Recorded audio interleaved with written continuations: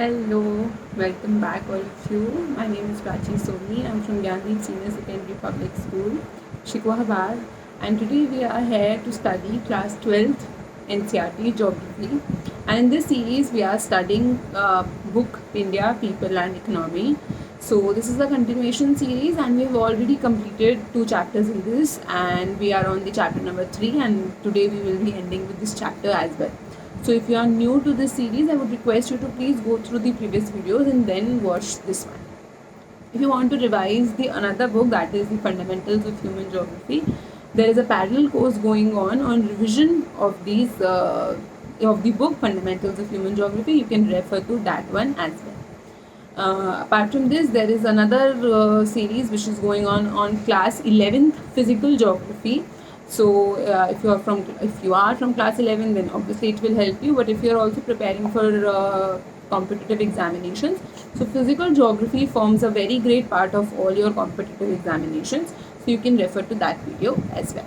If you have any doubts, any problems, my Telegram link is given in the description, given in the video's description. So you can join the group and ask any doubt if you want. So in the previous class, we were talking about human development in India. We talked about certain indicators like economic indicators, social indicators, health indicators, which are used to measure, or which are used to approach the human development of any particular area. So in this, there was this box given which talked about Swachh Bharat mission, and we know that this mission is in news since NDA government is there, and it is a very important mission and one of the very successful missions as well put forward by the current government.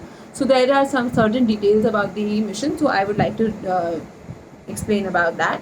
So the mission specifically deals with all the toxic का मतलब जो भी चीज़ harmful हो सकती है, chemicals वगैरह, और non biodegradable waste. Non biodegradable मतलब जो कि वापस से बायोडिग्रेड, जैसे जो आपका खाने वेजिटेबल्स वगैरह का वेस्ट होता है, ये बायोडिग्रेडेबल वेस्ट होता है. ये ज़मीन अब्जॉर्ब कर लेती है और ज़मीन को मेजर हार्म नहीं पहुंचाता है.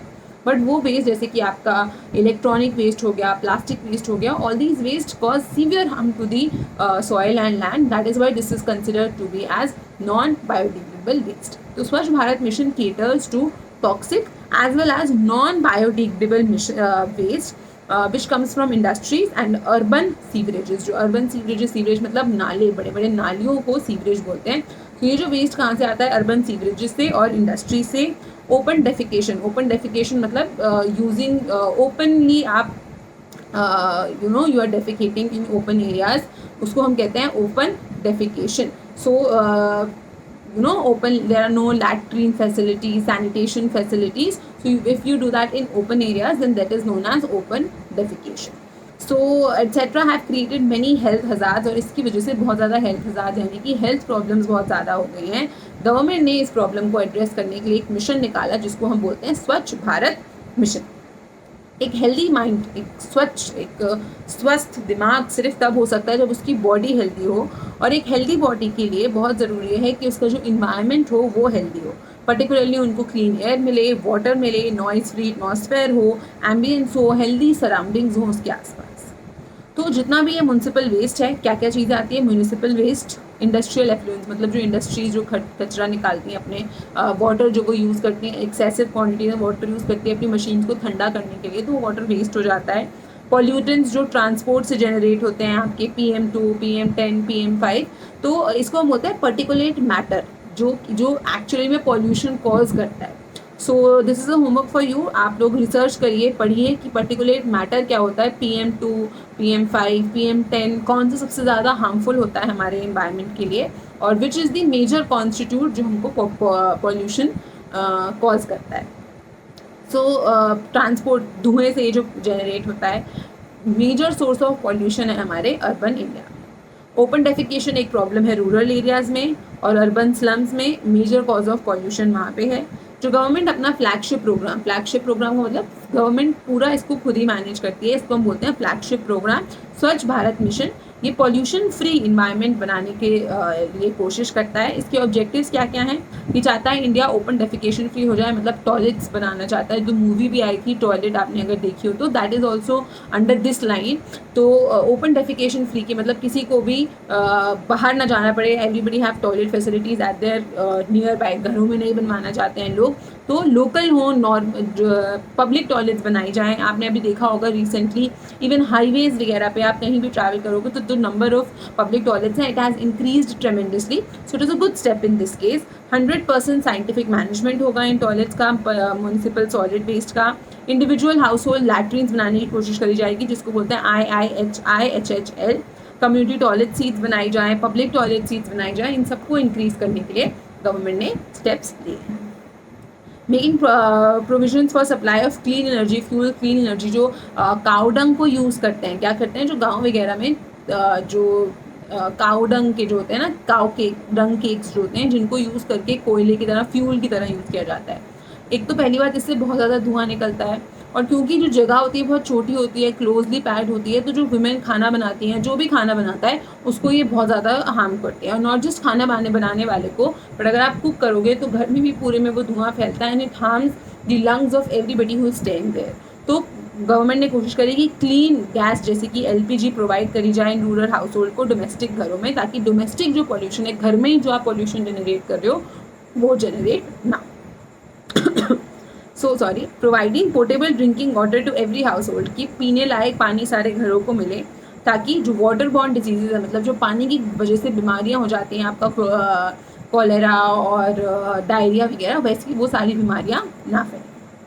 इसके साथ साथ नॉन कन्वेंशनल एनर्जी रिसोर्सेज जैसे कि विंड हो गया, सोलर एनर्जी हो गया, थर्मल एनर्जी हो गया, इसको यूज़ करने को लोगों को प्रोत्साहित किया जाए, अवेयरनेस बढ़ाई जाए कि आप ये सारी यूज़ करिए, ताकि जो इन्वायरमेंट है वो क्लीन रहे और पॉल्यूशन जैसी कोई भी संभावना ना।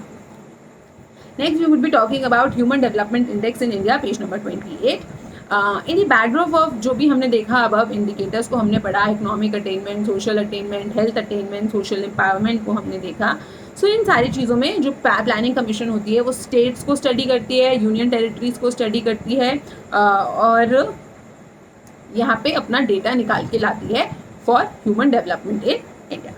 इंडिया आज की डेट में मीडियम ह्यूमन डेवलपमेंट के केस में आता है, which is not a good situation, क्योंकि very high, medium and then low. तो हम अभी सेकेंड स्टेज यानी कि मीडियम वाले पे हैं। क्या देखा जाए इन दी बॉक्स जो है ये वाला, इस बॉक्स में जो केरला की रैंक है वो composite index value of 0.790। So Kerala rank is 0.790। सो और ये टॉप करता है, और फॉलोड बाय आपका दिल्ली, हिमाचल प्रदेश, गोवा, पंजाब, इस तरह से। और अगर हम बॉटम देखें तो बॉटम में सबसे नीचे आता है छत्तीसगढ़, थोड़ा उससे बेटर परफॉर्म किया है उड़ीसा ने, एंड उससे थोड़ा सा बेटर परफॉर्म किया है बिहार ने। तो 23 मेजर स्टेट की ये सिचुएशन है। Kerala on the top, Delhi second number, Himachal Pradesh third number. अगर स्टेट्स की बात करेंगे तो Kerala on the top, Himachal Pradesh on the second, and Goa on the third. Union territories की बात करेंगे तो दिल्ली ऑन नंबर 1, और यूनियन टेरिटरीज इसमें बस दिल्ली का ही दिया हुआ है। So Delhi is on number 2। Below से जाए तो सबसे नीचे छत्तीसगढ़, फिर उड़ीसा, फिर बिहार। फिर कुछ अब ये क्यों है ऊपर नीचे, why is there and up and down, क्यों केरला में ज़्यादा अच्छी सिचुएशन है, क्यों छत्तीसगढ़ में सिचुएशन अच्छी नहीं है, तो इसके इन्होंने कुछ 3-4 रीजंस दिए हैं। सबसे पहला इन्होंने बोला है कुछ सोशियो पॉलिटिकल, इकोनॉमिक और हिस्टोरिकल रीजंस। सोशियो पॉलिटिकल, कुछ पॉलिटिकल कारण, यानी कि वहाँ की जो गवर्नमेंट्स होंगी उन्होंने किस चीज़ में इन्वेस्ट किया, क्या करने की कोशिश करी, गन्स बनाने में पैसा लगाया, इंडस्ट्रीज़ बनाने में पैसा लगाया, लोगों को पढ़ाने में पैसा लगाया, सोशल एम्पावरमेंट, वुमेन एम्पावरमेंट में पैसा लगाया, या फिर उनकी इकोनॉमिक कंडीशन, उनकी इकोनॉमीज अच्छी थी, इकोनॉमी अच्छी है या नहीं है। हिस्टोरिकल रीजंस रहे होंगे, कुछ वहाँ पे टूरिस्ट प्लेस है, जैसे कि Uttarakhand is a tourist place, तो ऑटोमेटिकली वहाँ पे आपका टूरिज़्म की वजह से चीज़ें मैनेज हो जाती हैं, हिस्टोरिकल प्लेस है। सो ये सारी चीज़ों की वजह से कुछ रीजंस होते हैं जिस पे ह्यूमन डेवलपमेंट बहुत ज़्यादा डिपेंड करता है। केरला के केस में इतना highest value of human development क्यों है? क्योंकि यहाँ की पॉलिटिकल सरकार ने, पॉलिटिकल गवर्नमेंट ने एजुकेशन पे पैसा खर्च किया। आपके पॉलिटिकल साइंस की बुक में दिया भी हुआ है केरला मॉडल, जिसमें वो बताते हैं कि किस तरह से केरला ने जो एजुकेशन सब्जेक्ट है, एक कॉन्करेंट सब्जेक्ट है जिसपे स्टेट और सेंटर दोनों रूल्स बना सकते हैं। तो केरला ने अपने स्टेट में इस तरह से रूल्स बनाए कि उन्होंने आज की डेट में ऑलमोस्ट 100% लिटरेसी रेट अचीव कर लिया है। Every person there is educated, and Kerala has shown tremendously good, marvelous results in all the social indicators, be it reduction in poverty, be it reduction in be it increase in literacy rate, awareness. People are very well aware there. Solid waste management, even the COVID condition was very poor.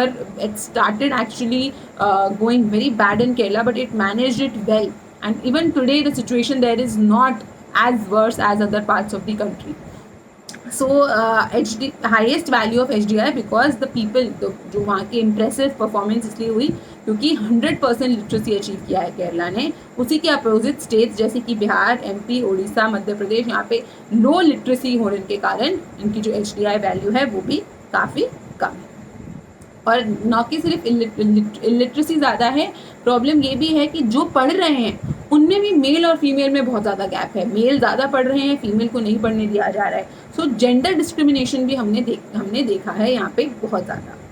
Apart from educational attainment, the level of economic development too, educational की तो अच्छा बात है ही, इसके अलावा economy भी बहुत important role play करती है। जैसे कि स्टेट्स महाराष्ट्र, तमिलनाडु, पंजाब जैसी जो स्टेट्स हैं जो कि इकोनॉमिकली बहुत स्ट्रांग है, इनकी इकोनॉमी बहुत स्ट्रांग है, तो यहाँ पे हमने देखा इनका जो HDI का लेवल था, ह्यूमन डेवलपमेंट इंडेक्स, वो ऑटोमेटिकली हायर हो गया कंपेयर टू स्टेट्स जैसे कि छत्तीसगढ़, बिहार, मध्य प्रदेश, जिनका आपका HDI लेवल काफ़ी कम है।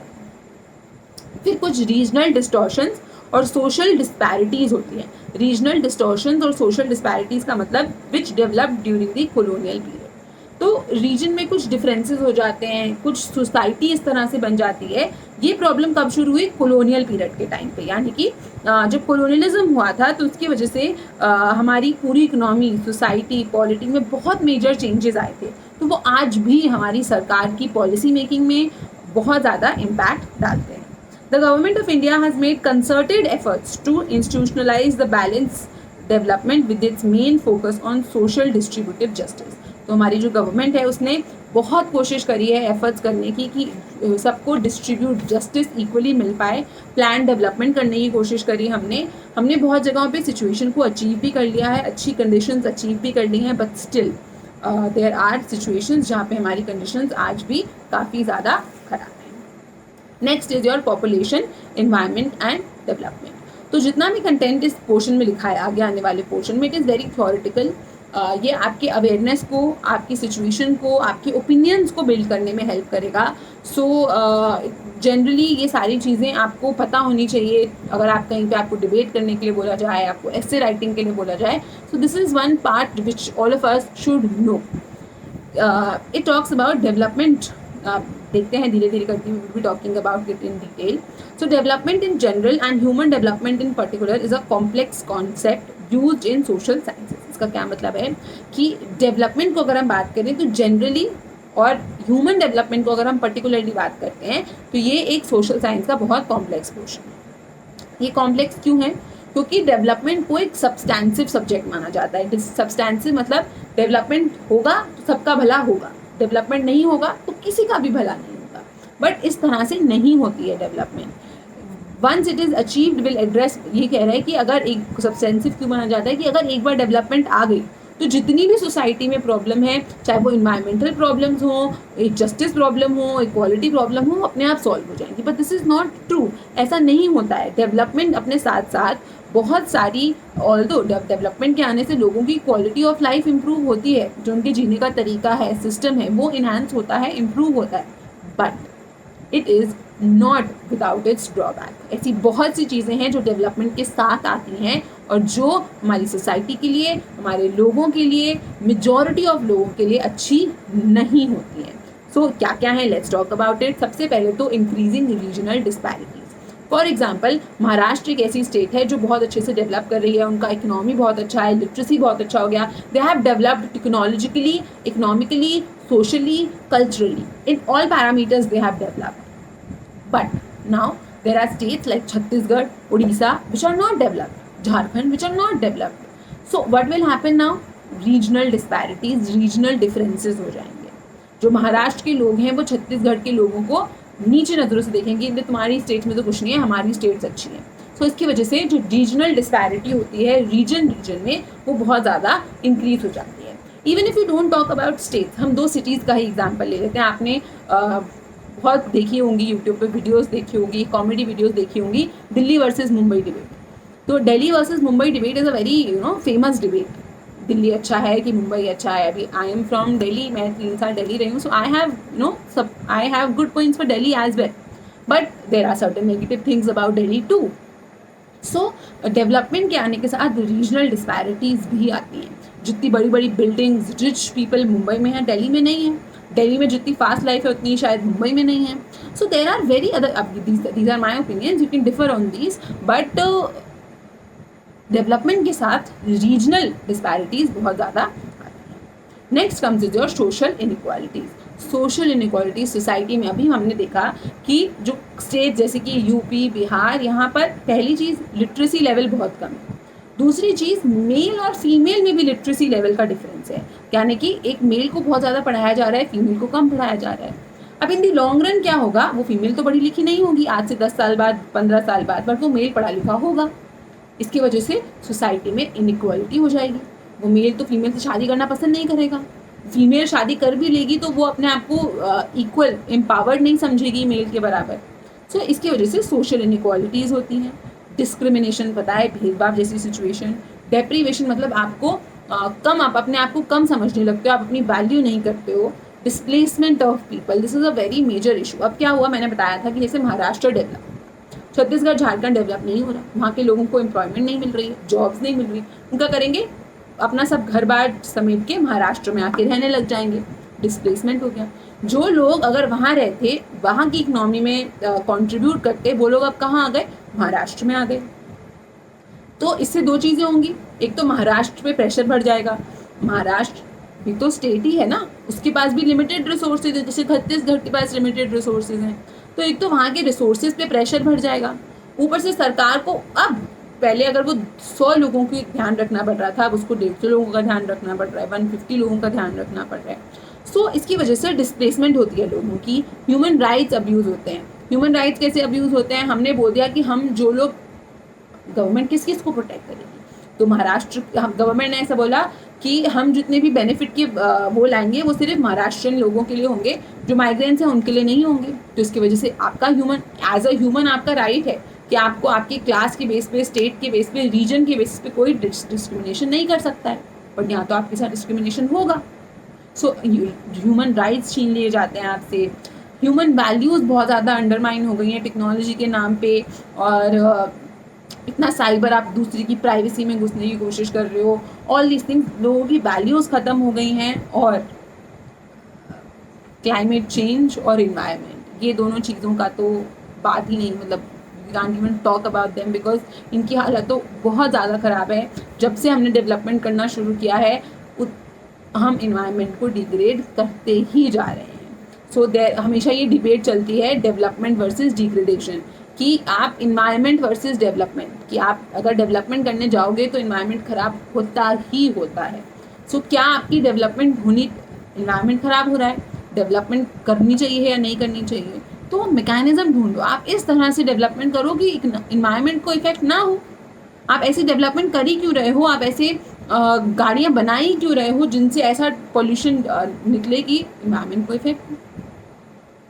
बट इसके लिए रिसोर्सेज चाहिए, टेक्नोलॉजी चाहिए, नो हाउ चाहिए, रिसर्च एंड डेवलपमेंट में पैसा चाहिए, इन्वेस्टमेंट चाहिए. पानी से गाड़ी बन सकती है, क्यों नहीं बन सकती, सब कुछ हो सकता है. वाटर से यूज़ करके हम कार चला सकते हैं. बट कौन चलाए, किसको बनानी आती है, मुझे बनानी नहीं आती, आपको बनानी नहीं आती है. Who can make this car. जब तक रिसर्च नहीं होगी कार नहीं बन पाएगी. रिसर्च कैसे होगी, रिसर्च में इन्वेस्टमेंट डालना पड़ेगा, पैसा डालना पड़ेगा. इन्वेस्टमेंट है ही नहीं. सो this is the problem. Considering the gravity and sensitivity of the issues involved, the United Nations Development Program in its Human Development Report of 1993 try to amend some of the implicit biases and prejudices which were entrenched in the concept of development. और इन्हीं सारी problems को देखते हुए United nation development programme ने अपनी 1993 की जो ह्यूमन डेवलपमेंट रिपोर्ट थी उसमें कुछ चेंजेस लाने की कोशिश करी कि नहीं, ह्यूमन डेवलपमेंट सिर्फ अच्छा इंडिकेटर से नहीं मिलता, बट बहुत सारी बेसिक चीज़ें होती हैं जो जब तक सोसाइटी में, नेशन में नहीं होंगी तब तक ह्यूमन डेवलपमेंट का कोई मोटिव मेन नहीं बनता है। इन्होंने पीपल पार्टिसिपेशन और उनकी सिक्योरिटी को ह्यूमन डेवलपमेंट रिपोर्ट का एक बहुत मेजर पोर्शन बनाया। 1993 में अमेंडमेंट आया गया था। पीपल पार्टिसिपेशन का मतलब क्या आपके लोग ह्यूमन डेवलपमेंट में पार्टिसिपेट कर भी रहे हैं या नहीं कर रहे हैं, आप उनको जॉब दे रहे हो या नहीं दे रहे हो, वो सिक्योर हैं या नहीं हैं, उनकी जॉब सिक्योरिटी आपने देखी या नहीं देखी। तो ये सारी चीज़ें भी ह्यूमन डेवलपमेंट में देखी जाए। हाँ, इसके अलावा प्रोग्रेसिव डेमोक्रेटाइजेशन, अभी प्रोग्रेसिव का एंटोनिम होता है रिग्रेसिव। प्रोग्रेसिव मतलब कोई चीज़ जो हमेशा बढ़ती जाए, 2 से 4 हो, 4 से 6 हो, 6 से 8 हो, 8 से 10। रिग्रेसिव मतलब जिसका नंबर कम होता जाए, 10 to 8, 8 to 6, 6 to 4, 4 to 2, इस तरह से इसको हम कहते हैं प्रोग्रेसिव और रिग्रेसिव। तो प्रोग्रेसिव डेमोक्रेटाइजेशन का मतलब क्या हुआ, आप ऐसे ही दुनिया की सेकेंड लार्जेस्ट डेमोक्रेसी नहीं बन जाओगे। India is considered to be the largest democracy in the world. क्यों? Because of the population we are. हम इतने सारे लोगों को हम डेमोक्रेसी के अंदर बांध के रखे हुए हैं। That is why it is known as the largest democracy in the world. But is this the democracy? Are you having the rights or freedoms to do anything, anywhere, anyhow? और क्या इसको हम प्रोग्रेसिव डेमोक्रेसी बोलेंगे?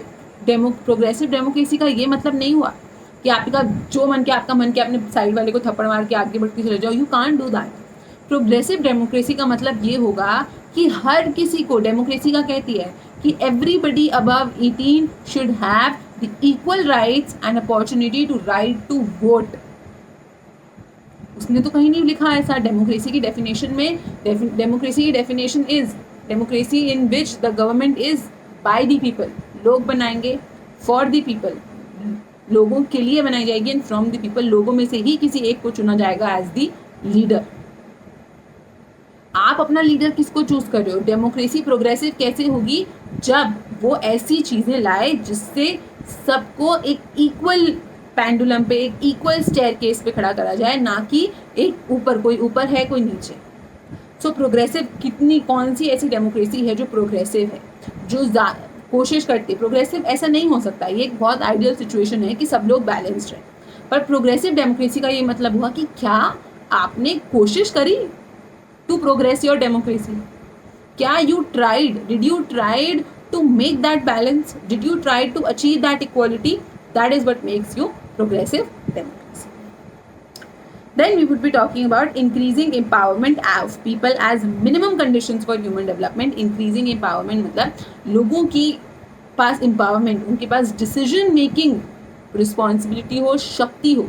This is the bare minimum जो आप करो जब आपकी ह्यूमन डेवलपमेंट में किसी तरीके का ग्रोथ देखने को मिलेगा।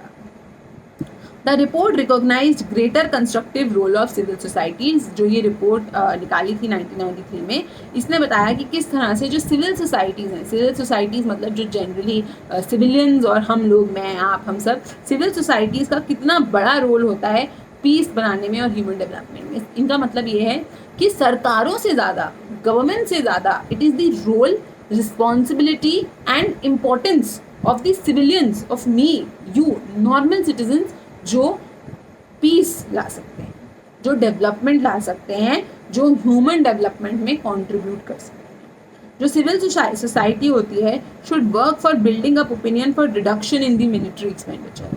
हमको इस तरह से हमारा माइंडसेट इस तरह से होना चाहिए कि मिलिट्री एक्सपेंडिचर कम से कम हो।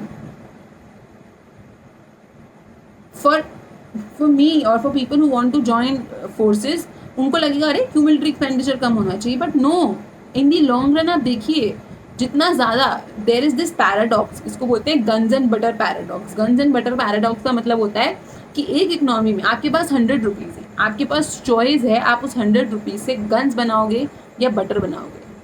बटर बनाओगे तो लोगों का पेट भरेगा, गन्स बनाओगे तो आप उनको प्रोटेक्ट तो कर लोगे किसी और एनिमी से, बट वो फिर भी मर जाएंगे क्योंकि उनके पास खाने के लिए कुछ नहीं होगा। So this is known as guns and butter paradox. तो हमको एक बैलेंस अचीव करने की कोशिश करनी चाहिए कि इतनी गन्स बनाओ कि आपकी सिक्योरिटी भी हो जाए और बटर भी बनाओ ताकि लोगों का पेट भी भर जाए। एक जगह पर भी अगर बैलेंस डिसबैलेंस हो गया तो आपकी कहीं ना कहीं से आप मारे जाओ। तो जो लोग हैं उनको इस तरह से अपना आइडियोलॉजी, अपना माइंड मेकअप करना चाहिए कि जो उनकी गवर्नमेंट है वो कम से कम मिलिट्री एक्सपेंडिचर करे, मतलब मिलिट्री पे खर्चा लिमिटेड होना चाहिए। डीमोबिलाइजेशन ऑफ आर्म्ड फोर्सेस, जो हमने इतनी जगहों पे हमारे पूरे बॉर्डर्स पे इतनी आर्म्ड फोर्सेस लगा रखी हैं, आप किसी APF में या BSF, CRPF, SSB, आर्मी है, नेवी है, एयरफोर्स है, इतनी सारी फोर्सेस हमारी कंट्री में चल रही हैं, हर जगह पे वी आर मोबिलाइज्ड। ये कम कैसे होगा? जब पीस होगा। हम पाकिस्तान के साथ हम शांति में नहीं है, चाइना के साथ हमारी लड़ाई है, नेपाल के साथ हमारे इश्यूज चल रहे हैं, नीचे हमारे इश्यूज हमारे हर जगह से इश्यूज चल रहे हैं। हम अपनी सिक्योरिटी को, मिलिट्री को हटा के रख देंगे, सब हमको मार देंगे। तो इन सब चीज़ों के पहले आपको बेस सेट करने पड़ते हैं। आप पीस इस्टेब्लिश करोगे तब जाके आप अपनी आर्मी को, मिलिट्री को हटा पाओगे। Transition from defense to production of basic goods and services, and particularly disarmament and reduction in the nuclear warheads by the developed countries. पहले हम फर्स्ट पोर्शन की बात करते हैं, जो मैंने आपको बोला कि डिफेंस प्रोडक्ट्स नहीं, गन्स और टैंक्स बनाने की जगह हमको अपना पैसा बेसिक गुड्स और सर्विसेज प्रोवाइड करने के लिए इन्वेस्ट करना चाहिए। रिसर्च डेवलपमेंट हो गया, एजुकेशन हो गया, हेल्थ केयर हो गया। हेल्थ केयर आज की डेट में आप देखिए हमारी कंट्री में इतनी बुरी सिचुएशन हो रखी है, हमारे पास प्रॉपर हॉस्पिटल्स नहीं है, डॉक्टर्स नहीं है, क्योंकि डॉक्टर्स छोड़ के चले गए इंडिया। सो हमारे को हेल्थ केयर में इन्वेस्ट करने की बहुत ज़रूरत है। And next comes is your डिसआर्मामेंट and reduction in nuclear warheads. डिसआर्मामेंट arms क्या होते हैं? आपके आर्म्स एंड एम्यूनिशन, जिनको आप बोलते हो अपने गोला बारूद वगैरह, गन्स वगैरह आपने रखा हुआ है। आपने सब कुछ उठा लिया, आपने आर्म कर लिया अपने आप को। डिसआर्मेंट मतलब आप सब छोड़ दो, पीस, हाथ जोड़ के खड़े हो जाओ भाई, no don't fight. So disarmament होना चाहिए। वॉर हैज न्यूक्लियर जो वेपन्स हमने बना रखे हैं, इंडिया, चाइना, USA, हम सबको हमारे न्यूक्लियर वेपन्स को, रशिया, हम सबको अपने न्यूक्लियर वेपन्स को, जितनी भी डेवलप्ड कंट्रीज़ हैं, जिस दिन USA, रशिया, चाइना अपने न्यूक्लियर वॉरहेड्स को छोड़ देगा कि हमने अपने न्यूक्लियर वेपन्स को सबको ख़त्म कर दिया है, डिस्ट्रॉय कर दिया है, ख़राब कर दिया है, आधी जीत हमारी उसी दिन हो जाएगी। But this is very hypothetical. At least जब तक मैं ज़िंदा हूँ ऐसा नहीं होने वाला है। USA, रशिया अपने आर्म्स नहीं छोड़ेंगे। Nobody will leave nuclear power. आपको अगर कोई पावर दी जाएगी, so will you leave that power? Nobody leaves their power. कोई पावर छोड़ के नहीं जाता है, बल्कि यू ऑलवेज ट्राई कि आप उस पावर को किस तरह से एक्सपैंड कर पाओ। सो पीस इस्टेब्लिश करने के लिए पर न्यूक्लियर वॉरहेड का ख़त्म होना बहुत ज़रूरी है। न्यूक्लियराइज्ड वर्ल्ड में peace and wellbeing major global concern है, क्योंकि ज़रा सी भी कहीं पर भी फ्यूल, चिंगारी हो गई, कहीं पे भी ज़रा सा भी there is an issue, nuclear weapon, nuclear war हो जाएगी।